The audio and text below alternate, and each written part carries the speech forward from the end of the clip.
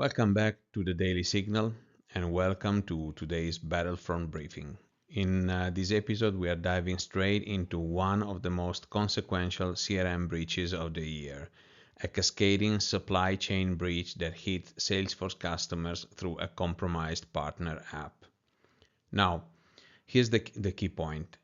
Salesforce was not hacked. Instead, trust was hacked.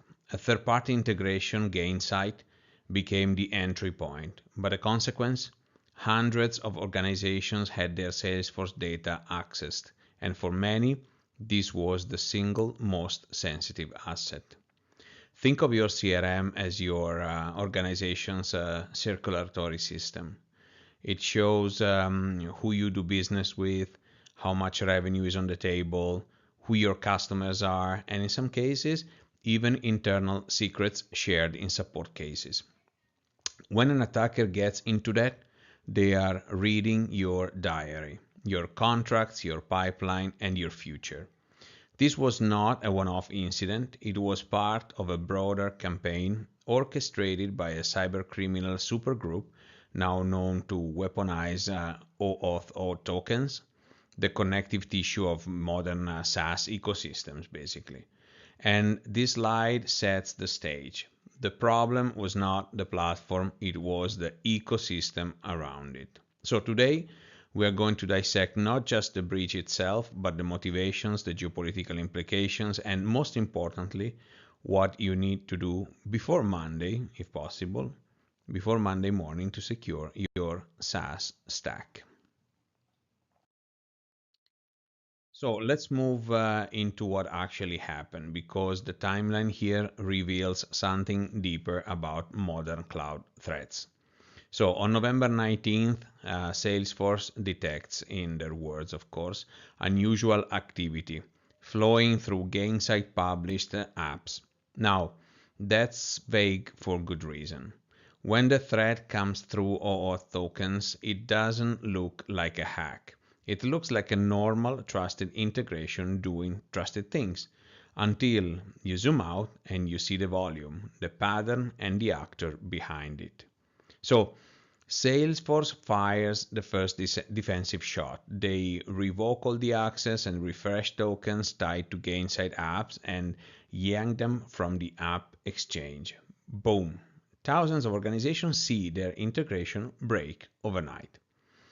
Over the next 48 hours, the investigation will confirm that the worst actually. Yes, attackers accessed customer data in Salesforce orgs through that integration. And yes, this was part of an ongoing campaign tied to the same threat actors behind the Salesloft Drift incident earlier in the year. So, this slide is actually a turning point, the moment where maybe it's nothing becomes this is absolutely something. And it reinforces a rule we repeat again and again here on the Daily Signal. In SaaS, your risk is not your vendor, it's your vendor's vendor. Now, let me break down how this attack actually worked, because understanding this skill chain is the lesson you need to carry into every SaaS platform you use. So step one, the attackers stole secrets upstream.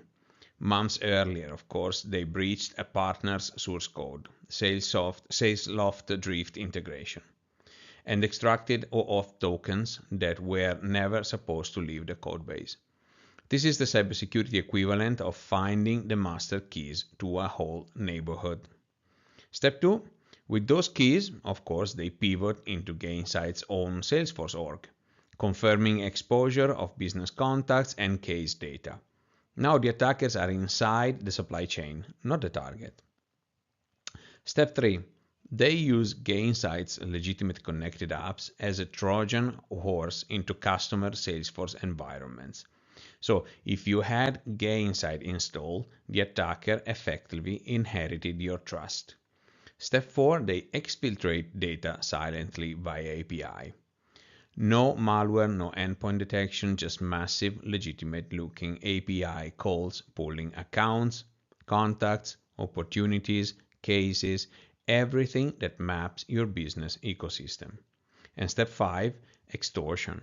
No ransomware encryption, no file destruction, just pay us or we leak your CRM to the world. This is modern data theft ransomware, cloud first, frictionless, and incredibly effective. This kill chain is a warning shot to every org using SaaS at scale. OAuth tokens are the new golden tickets, and threat actors have figured out how to steal them at the source. Let's talk about who's behind this, because attribution here is not just trivia. It tells us how to anticipate what comes next. This campaign is attributed to a loose but extremely capable cybercriminal federation involving shining hunters, scattered spiders, and lapsus. Think of them as the Avengers, but for extortion. These are young, English-speaking threat actors with high skill in social engineering, SIM swapping, and credential harvesting. They don't deploy malware. They go after identity and trust. They target cloud platforms because the return on investment is exponential. Compromise one integration and you inherit access to hundreds of tenants. Their motives are financial, full stop. But the ripple effects touch geopolitics because the data they steal has strategic value.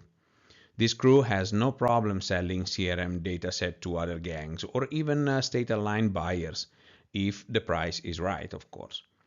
What makes them dangerous is their understanding of modern SaaS. They know OAuth better than most enterprises. They know the human weaknesses in platform oversight, and they scale campaigns quickly, hitting hundreds of orgs in days.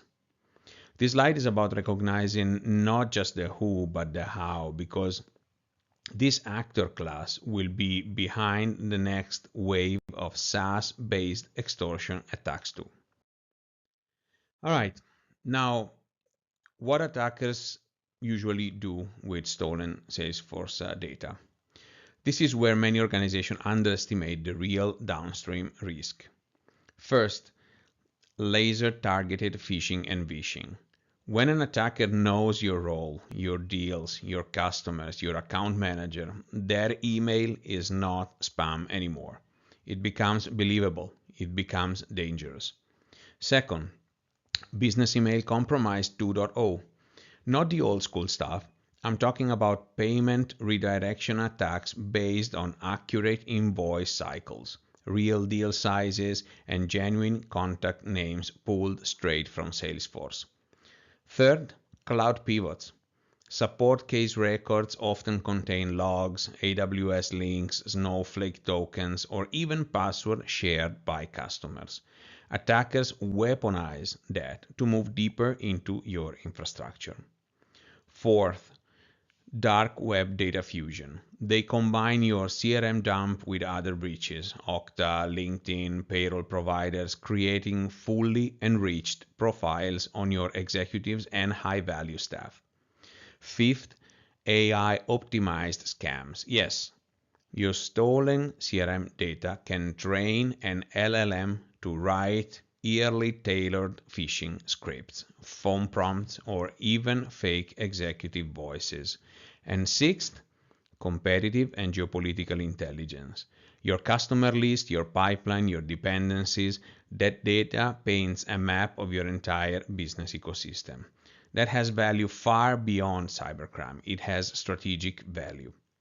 This slide should be your wake-up call. CRM data is not just sales data. It's operational intelligence, and in the wrong hands, it becomes ammunition. Okay, now we zoom out, way out, because this breach is not just a cybersecurity story, it's a geopolitical one. SaaS has quietly become soft critical infrastructure.